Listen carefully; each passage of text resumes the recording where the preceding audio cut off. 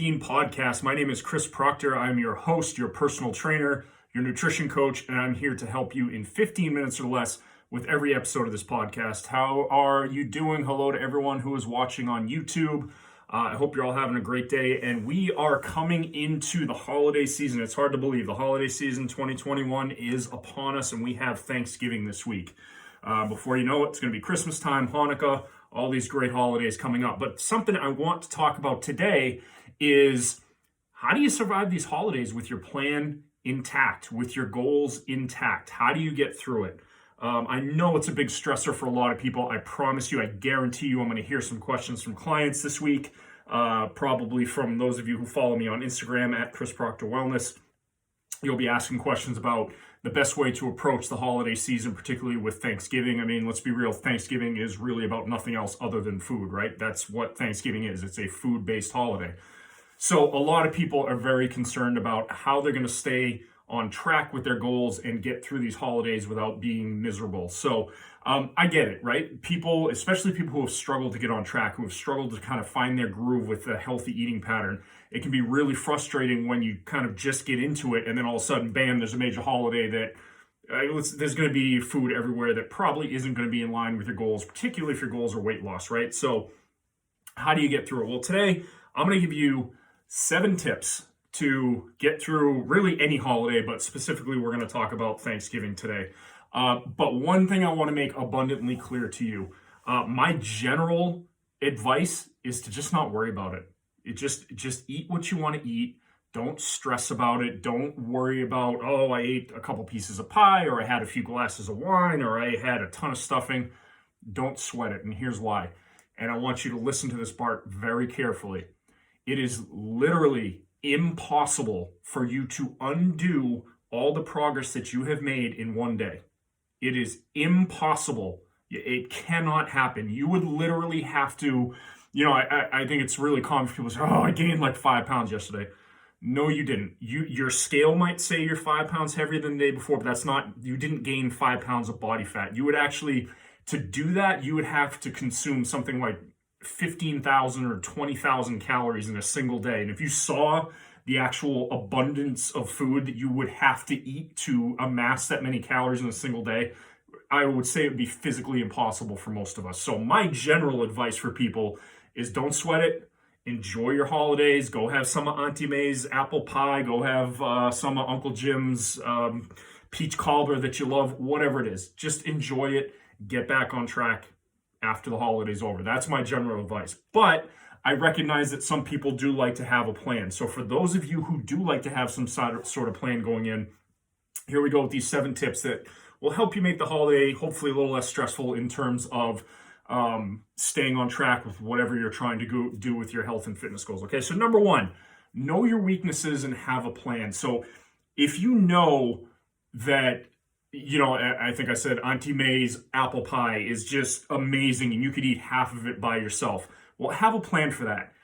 Plan to maybe not have any of it. If you really feel like you just can't control yourself, maybe don't have any of it. Or cut yourself a very small piece and then walk away and leave it alone and stay away from it, because if it's that good, it's going to be gone. And then once it's gone, you don't have to worry about it. So if you have a particular weakness, just know what it is, acknowledge it, and have a plan to work around it. Okay, don't just go in there and wing it. Don't sit there and just have no idea what you're going to do. If you know there's something that you really struggle with, have a plan to address it. Okay.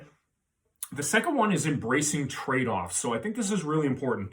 And basically what, a trade-off is just any time you say yes to one thing, but it means you have to say no to something else. So what that means is, hey, maybe I'm not going to have, I won't have 4 beers. I'll only have 2, but then I'm going to have a piece of Auntie May's apple pie, right? So that's the trade-off. You don't have those extra beers, but then you have that apple pie, okay? So doing things like that can make a big difference. Or saying, I'm only going to have 3 of Grandma's chocolate chip cookies instead of 8 of them, right?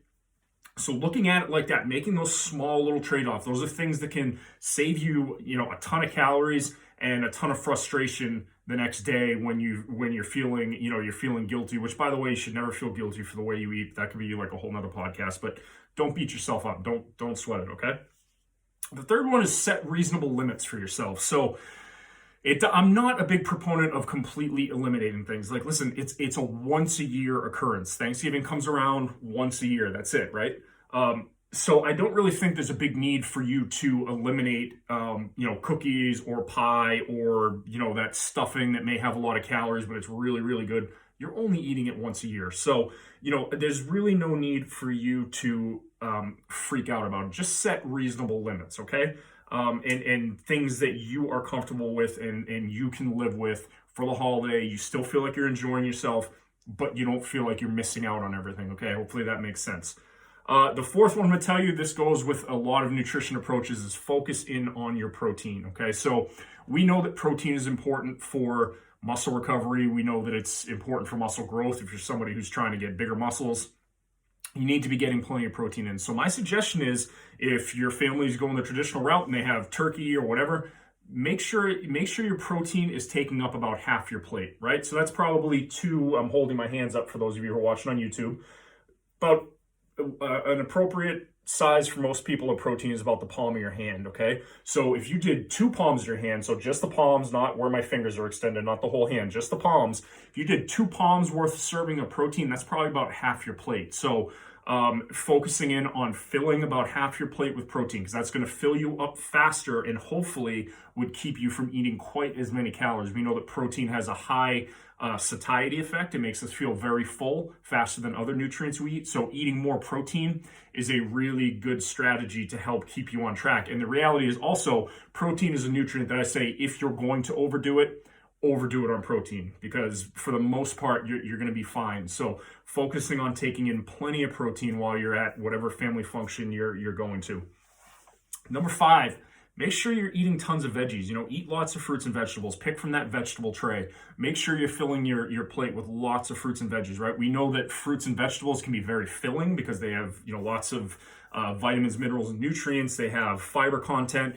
They can be very filling, and they're also very, they're not calorically dense, which means you can eat a ton of veggies and not get a lot of calories out of it, okay? So making sure that you're eating plenty of veggies to go along with that protein, that's really, really important. That will help you to eat less overall, and even if you don't, at least you're getting a benefit of all those vitamins and minerals, like I said.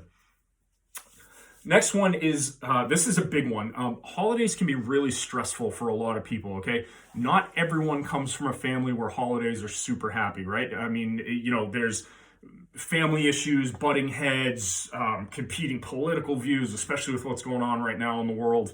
I think it's really important that you have a good plan to cope with stress, and especially in ways that do not involve food, okay? Stress eating, people say that, I stress eat. That's a very real thing. That is not something that's made up. A lot of people turn to food, and unfortunately, a lot of people turn to alcohol when they're stressed out. So I would strongly suggest that you have a plan to deal with any stressful situations that come up, right? Uncle Jimmy's there. You love the turkey and gravy he makes, but he has opposite political views than you do, and he's always, trying to draw you into a debate, and it makes you really upset and really stressed out. So have a plan for that. Go for a walk. Here in the Northeast, we know the weather's going to be beautiful. The forecast looks pretty nice for Thanksgiving Day.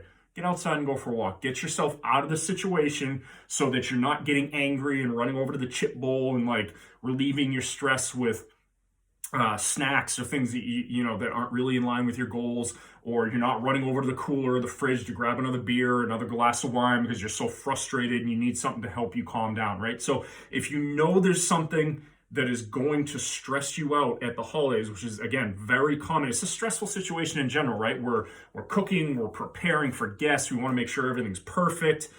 We want to have a great time. We want to make great family memories. So there's stress there regardless. Even if your family is perfect and nobody fights about anything and nobody stresses each other out, there's still stress around the holidays, okay? So make sure you have a coping mechanism that is not related to food or drinks, okay? That's a really big one. And then finally, number 7 is ask your family to support you, okay? If you're someone who's been struggling for a long time to get on the right track in terms of your nutrition, your fitness, let your family know that, particularly if you have any family members that like to sort of bust your chops, right? I know I've been to, events where, not necessarily my family, but people will see I'm not going over to have cupcakes or whatever. And they're like, oh, why? Come on, have a cupcake. And they kind of bust your chops a little bit about it. For me, I don't really care. It doesn't make me feel bad. It doesn't stress me out. But not everyone is that way. You know, if you're choosing not to drink, for instance, that's a really common one. Oh, what? You can't have alcohol? How come? Come on, have a drink. Live a little. Listen, not everybody wants to do that stuff. So ask your family to respect what you're trying to do and to support you. So if you have somebody that is constantly busting your chops about the fact that you don't drink at family gatherings or you don't eat certain foods, maybe ask them to back off a little bit. You know, just say, hey, listen, I'm trying really hard and I would appreciate it if you don't tempt me in that way, if you don't harass me in that, however you want to put it. I don't know, harass might be strong, but you know what I mean. Ask your family for support. Ask them to support you in your journey to be healthier and to be more fit and to lose weight if that's your goal. Now, unfortunately, I know there's families and family members for certain people that do not support that. And I think that's really, really sad. But all you can do is ask them to support you and to help you in your goals, and especially going in this holiday season, because it's really tough. I mean, we just, I mean, you know, Halloween just happened. Not a huge holiday, but lots of candy. We're going into Thanksgiving now, shortly to be followed up by Christmas and Hanukkah. Then we're going into New Year's. So it's kind of the perfect storm of a lot of not so healthy food options. So really, I would just encourage you to ask people for support who are around you, okay? So I hope you found those tips helpful. 7 tips. You can use those, you know, this Thursday when you're at Thanksgiving Day with your family. Use any of those tips. I really, truly hope they help you out, because they're things, they are actionable strategies that will help to keep you on track with your goals, if that's something that you want to do. Again, my general suggestion is just enjoy the holiday. Don't sweat it. But again, I realize not everybody's like that. So if you want to, I hope those tips have been helpful for you, okay? So make sure you share this podcast with a friend. If you found this helpful, make sure you send it to somebody, you know, let them know about it, ask them to subscribe. And until next time, remember, if you want to crush your fitness goals, you need to stay committed, consistent, and you need to